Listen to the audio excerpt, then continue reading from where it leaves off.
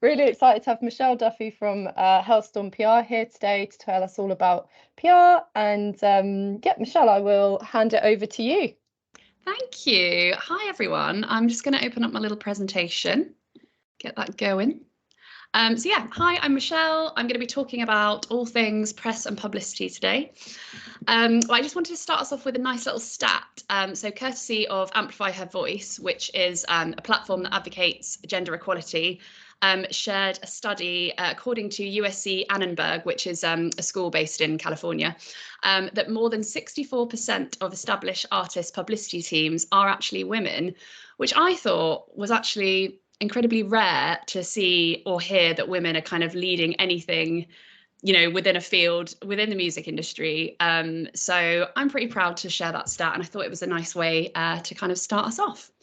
But just kind of talking about my current role, I'm a senior publicist at Halestorm PR. So we're a music and entertainment company. So we look after a big range of artists, as you can see from this picture, hopefully, from kind of, yeah, Fall Out Boy to Pixie Lott to Steps to Linkin Park, Mike Shinoda.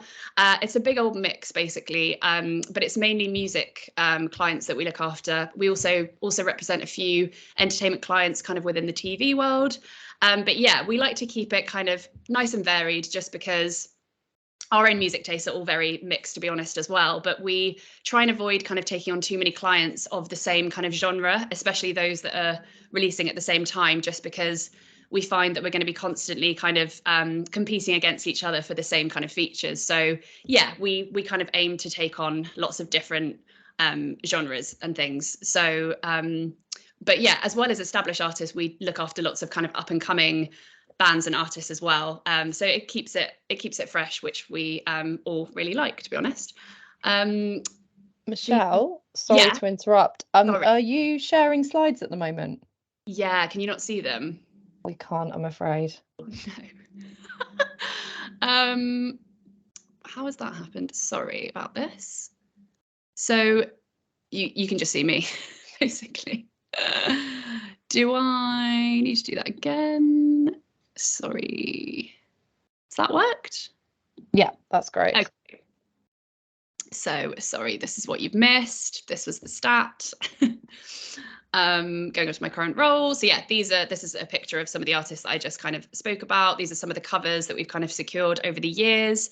And again, talking about Halestorm, so it was founded by Lauren Hales, who worked at Virgin EMI, Universal, and we're actually turning 10 years this month, which is crazy.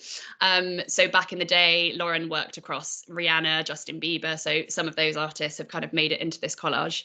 So yeah, but I was just about to move on and kind of explain what a publicist actually does, because maybe some people don't know. But I think the easiest way to explain that is I'm basically the middle person between the band and artist and the press. So whether that be, you know, pitching for interviews or album reviews, live reviews, things like that, whether that's around like an album release or a single release, a tour, and also sometimes having to put out fires, which is, you know, not as enjoyable, but sometimes it's got to be done. And the main thing at the core of all that is basically having the client's best interest at heart. So I guess a day in the life, there isn't really like a typical day. I would say no 2 days really are the same. So we're either in the office or we're working from home. We're pitching away for these interviews and reviews and things. And then sometimes we'll confirm a feature that will require a photo shoot. So we'll always make sure that we go along to those photo shoots, just because it's just really important to make sure that the artist is happy and comfortable, whether that's down to the styling, you know, what they're wearing, the poses, or sometimes for the interview itself, it will be, you know, they don't want to talk about a certain topic because maybe something's going on in their personal life that they don't want to talk about. And we're just there to basically make sure, you know, that they're happy and that the timings work out, and to do the intros as well, so that as soon as they walk in, they know this is the makeup artist, this is the hairstylist, you know, this is the stylist, this is what we're looking for you to wear, you know, what are your thoughts, that kind of thing. So yeah, sometimes we'll be at photo shoots and interviews, and the same goes for interviews. You know, sometimes they'll take place on the phone or on Zoom, and we're just basically there to make sure that it happens. You know, sometimes artists might forget that the interview is happening, so have to send a quick message, quickly get them on, and just make sure, yeah, that it runs on time, because sometimes they'll have a very tight schedule, and they need to make sure that it it ends when it says it's supposed to end.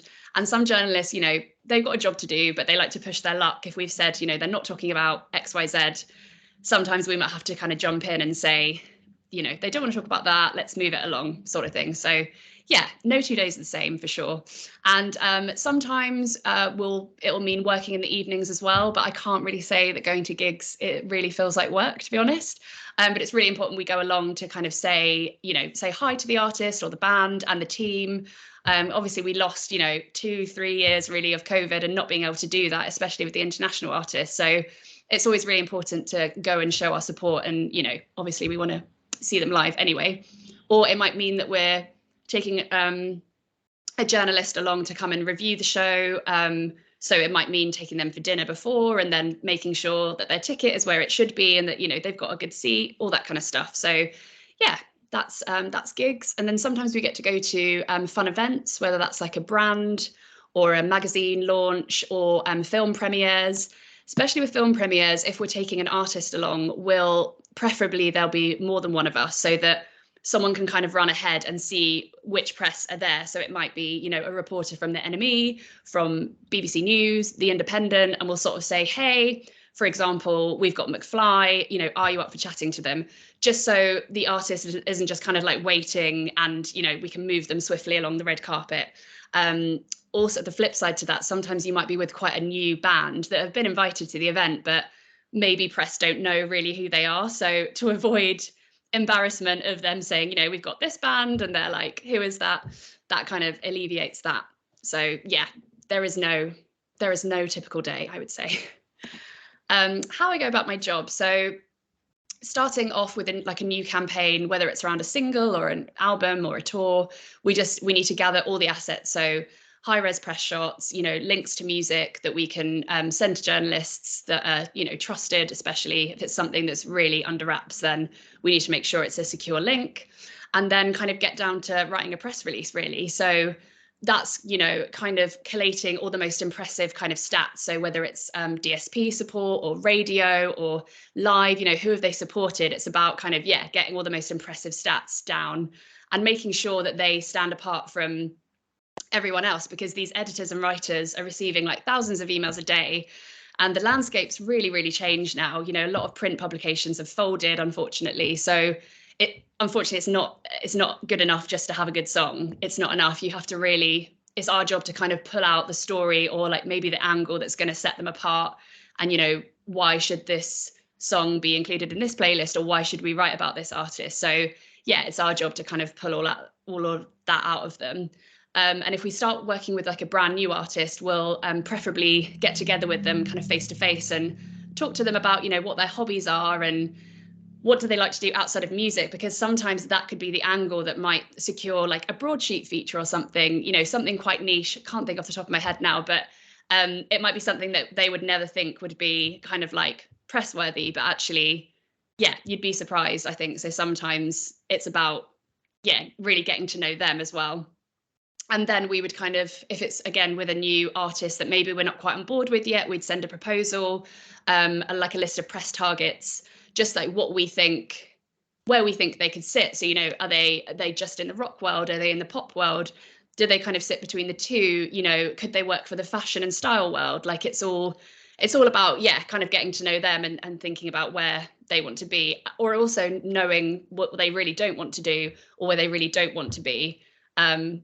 Or what they love, in terms of press, what they're reading themselves, like, oh, we'd love a feature in, XYZ magazine. So it's really important getting to know them on a personal level, as well as, getting to know all the stats and things as well. So yes, that's what I would say. It's how I got to where I am today. So I did lots of different kind of work experience and internships kind of in my early 20s, alongside working kind of part-time jobs and things, and then finally landed one at Virgin EMI, which is now EMI, comes under the Universal umbrella. And that's where I met my now boss, Lauren Hales. So she worked there for 10 years and she was the head of press. And then she left to then start Halestorm PR. So I worked at Virgin EMI for almost 2 years as press assistant. then I joined Lauren as a junior publicist, and I've been with her nearly 9 years now in February, which is crazy. And then, yeah, as I said earlier, Halestorm turns 10 this month, which is crazy. And there's 4 of us now. So we've got myself, Lauren, and then we've got Steph, who is our junior publicist, and then Julia, who joined us earlier this year, is our press assistant. So yeah, it's a nice number. And I think Lauren didn't ever want like this big, huge, massive empire. I think she wanted to keep it quite small. And the reason she started Halestorm in the first place is because I guess she wasn't really being able to do PR herself. It was more, you know, managing people and like dealing with budgets and things like that. So yeah, she left and she was actually able to take lots of the clients she worked with there onto Halestorm, which is amazing. So yeah, that's how I got to where I am today. How I engage with the wider industry. So, I mean, I'm lucky enough that I've got a really close-knit group of PR friends, and 2 main groups, I would say. I've got 2 WhatsApp groups, and to be honest, we probably speak daily, whether it's to kind of seek advice or, you know, support, or, you know, does this writer ever get back to you? That kind of thing, because sometimes that's the hardest part of our job, is, you know, sending all these emails and getting nothing back, and you think, is it because you hate it? Is it because you're busy? You just don't ever really know. So yeah, having them there is a real important network, I think. And also sometimes we'll recommend each other for other work. So if there's something that I'm too busy to take on, but I think it might work for one of them, you know, we'll always kind of recommend each other for jobs. And I think it's really important to also have friends within and contacts within other fields. So not just PR for myself, it's also getting to know other radio pluggers, obviously live agents, TV pluggers. And yeah, I think because I started working at a label, I really got to see how all those different fields kind of came together, and you all kind of help each other. So I think it's important to continue that, again, whether it be to recommend or, you know, for advice or whatever it might be. I think that's really important. And I think really that happens at, like, whether it be at gigs or at festivals. Obviously the Great Escape is really amazing for kind of networking and getting to know new people. I met some really amazing people at the label Believe. They had some drinks at the Great Escape. And also just a few months ago, I went to a gig, and actually Louise was there, met a live agent, and we got chatting, and he was like, you know, I've just signed this band, they need a PR, like, would you be interested? Take my email, like, let's chat, kind of thing. So yeah, I think it really varies. And I think sometimes it's formal and it's let's exchange emails, or it's like, let's keep in touch and, you know, chat on Instagram and things. So yeah, I think that's the best way to kind of, that I engage with the wider industry.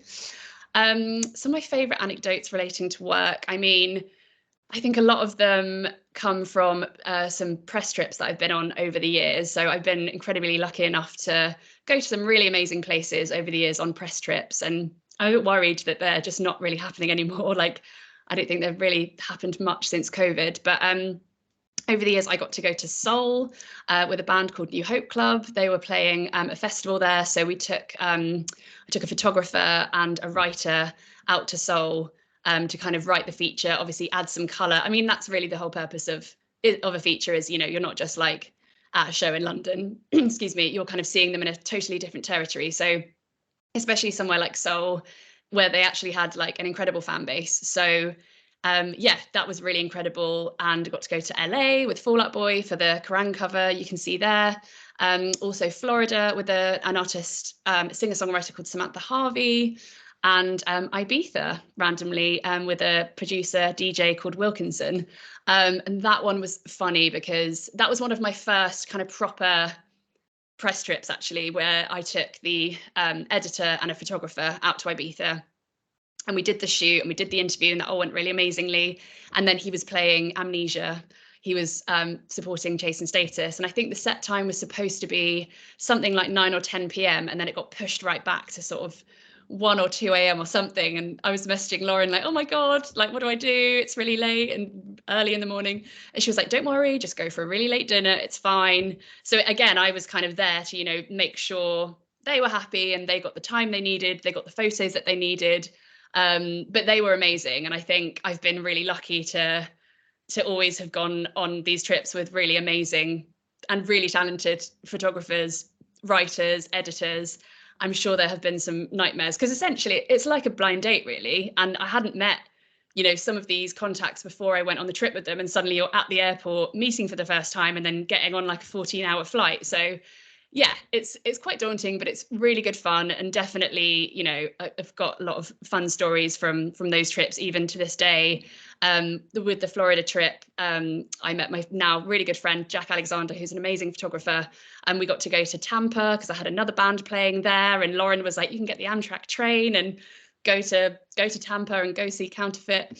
So that was really amazing. But definitely another anecdote I always come back to is the first artist I worked with was actually 50 Cent, which in itself is, I think, fantastic and quite just very surreal. Like, I loved him back in the day. And that was also my first cover feature. So that's the photo of myself holding the cover of FHM Collections, which unfortunately doesn't exist anymore. But just from the very beginning of the campaign, Lauren saying, you know, do you want to work on this? And then going along to a meeting with the label, and then, you know, being on the phone with like the US label and managers, and then 50 Cent himself jumped on the call. So that was all hilarious. And then the shoot itself was amazing. He was really lovely, really funny. And then there was a big launch event for the magazine. And I got to see 50 Cent live, I think that night or the following night or something. So it was a real, like, really amazing moment, to be honest, to have worked with him on one of my first campaigns.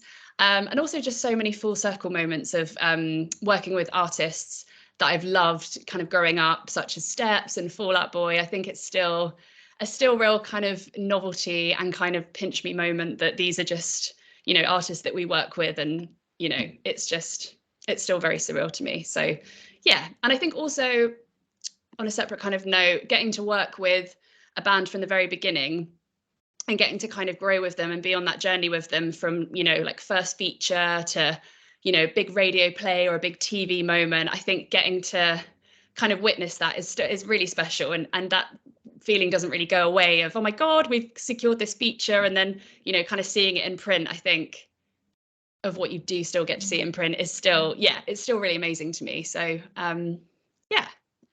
And that's actually the end of the presentation. Thank you so much for listening. Are there any questions?